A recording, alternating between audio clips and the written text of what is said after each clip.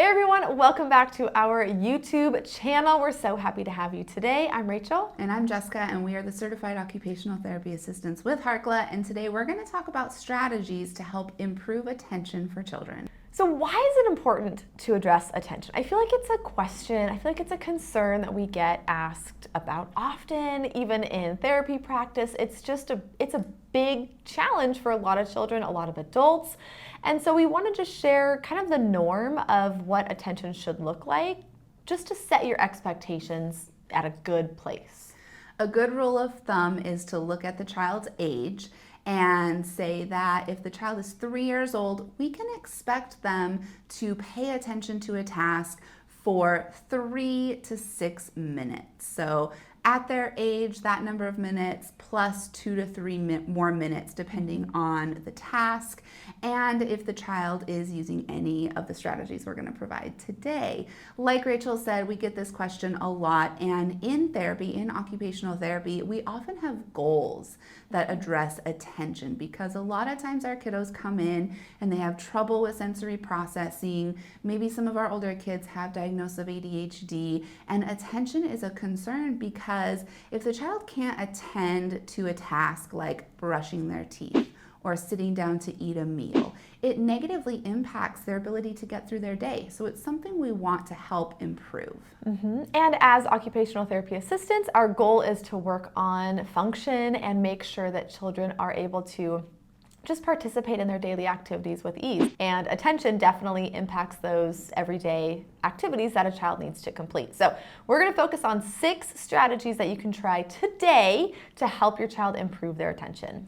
Keeping in mind too that when we are working on attention, we want to provide these strategies before a task that requires good attention, but also making sure we're not asking the child to attend to a task for too long. So preschoolers, we can expect them to attend for approximately 15 minutes at a time before they might need a break.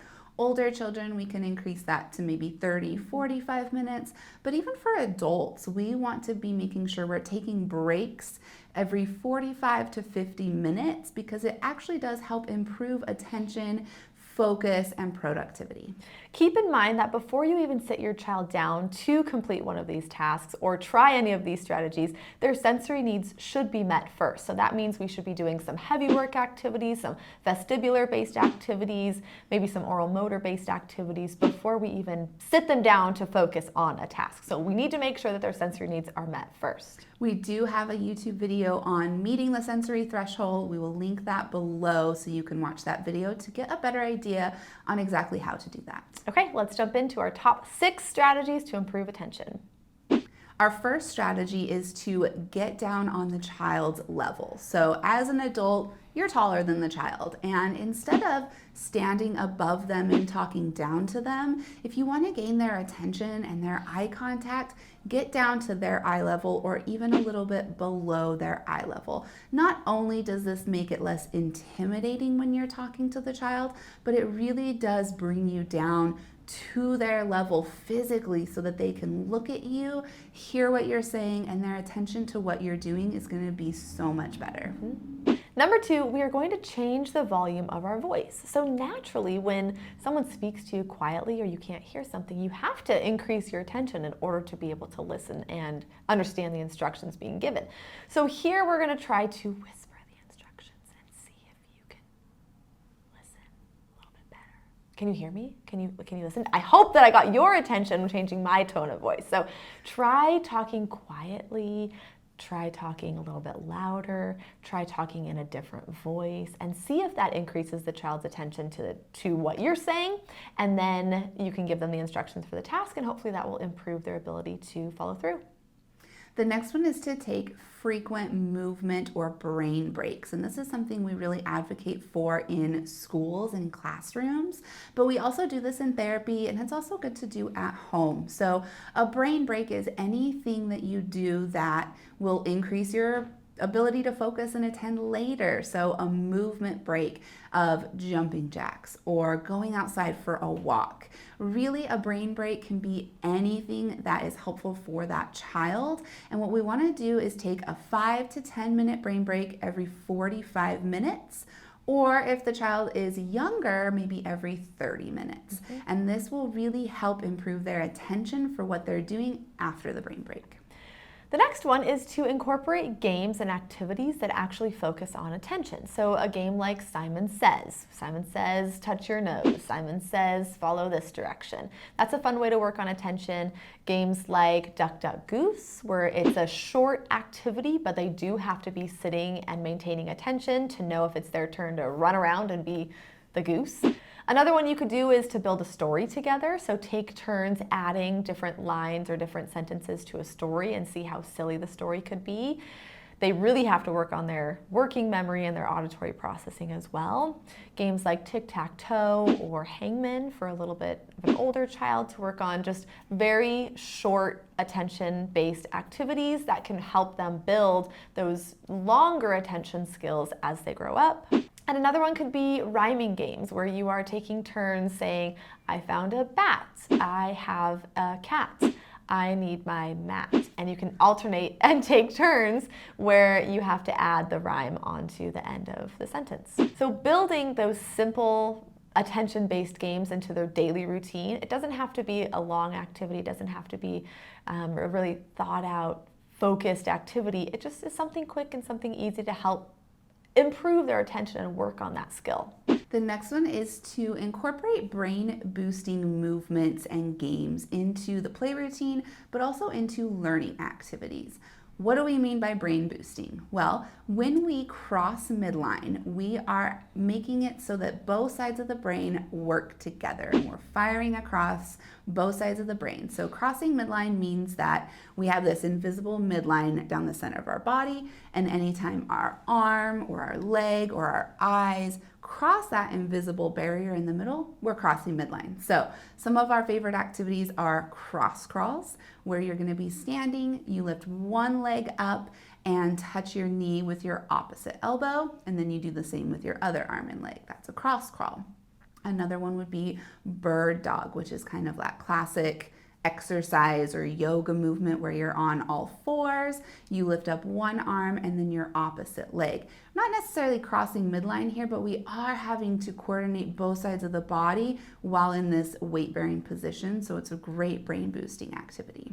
Another one is jumping jacks. Again, we're not necessarily crossing midline here, but we are working both sides of the body, which is important to get both sides of the brain working. Jumping jacks, pretty simple, but for some kids it might be hard, so breaking it down and teaching them those specific movements so they can do that coordination is helpful. Another one is just simply crawling on the floor.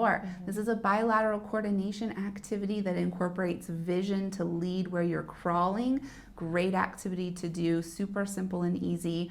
And then the last one is infinity loop tracing. So the infinity loop tracing is that sideways figure 8, and you're using your finger, maybe you're using a laser pointer to trace along that infinity loop, and your eyes and your hands are crossing midline with this tracing activity.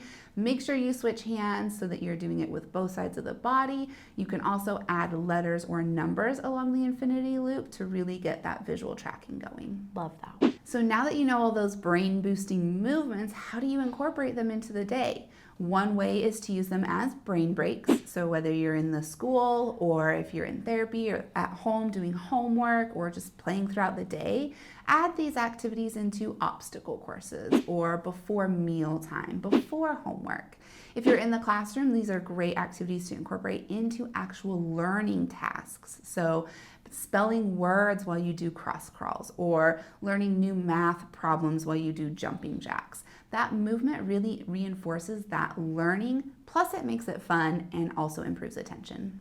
So good. Okay, the last one we're going to share with you today is about the environment, and it's important to keep the environment clean and simple and without as much visual distraction as possible. When she says clean, she doesn't necessarily mean like not dirty. No. That's probably important too, but Yes. That's not what you meant. I mean, if you are sitting them at a desk or a table and there are pens and pencils and plates and dishes and toys all over the table, it's extremely difficult to focus when you have all of this competing visual input trying to get your attention. So from a sensory standpoint, Improving attention really starts with cleaning up that visual space and reducing that clutter so that way the child has less to visually focus on, which will in turn improve their attention to the task. And so you can incorporate this with your child and have them help you clean up the area, teach them why it's important to clean and declutter and organize their space in order to help them improve their attention. So once they understand this, ideally it will help them to participate in this on their own, and they'll realize they work a lot better without as much visual distraction.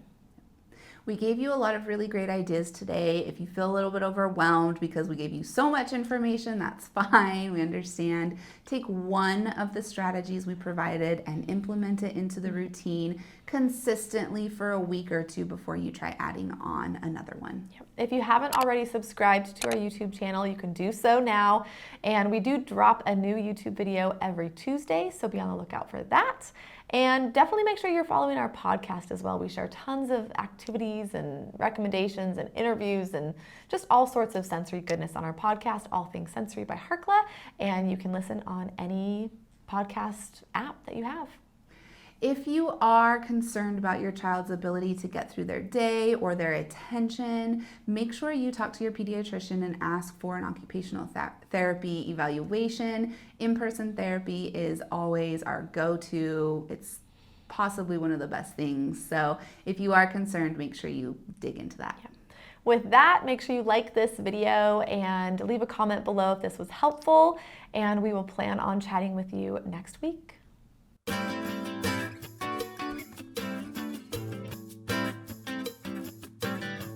I just need a pick-me-up. I need some coffee. You're drinking decaf. It's the aura. It's the Not even any caffeine in it. Yeah.